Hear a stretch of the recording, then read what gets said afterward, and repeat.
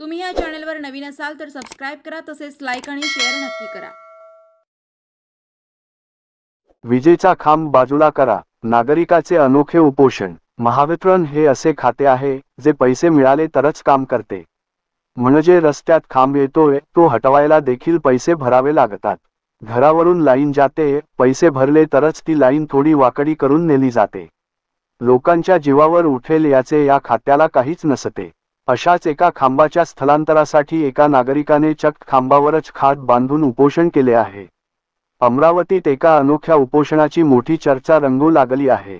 चांदूर बाजार तालुक्यातील सोनेरी येथील ही घटना आहे। इलेक्ट्रिकचा खांब रस्त्याच्या बाजूला करण्यासाठी विलास चर्जन यांनी चक्क इलेक्ट्रिक पोलवर खाट बांधून जीव धोक्यात घालत उपोषण केले आहे।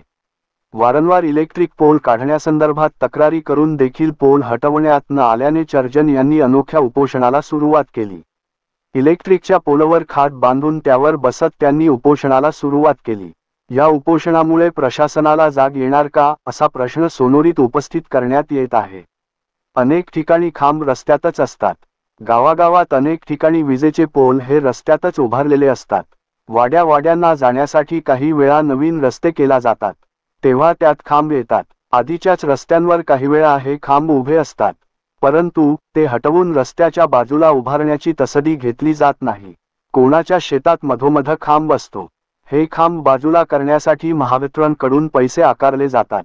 लोकांच्या जीवाचा विचार केला जात नाही, असा आरोप वेळोवेळी लोक करत असतात।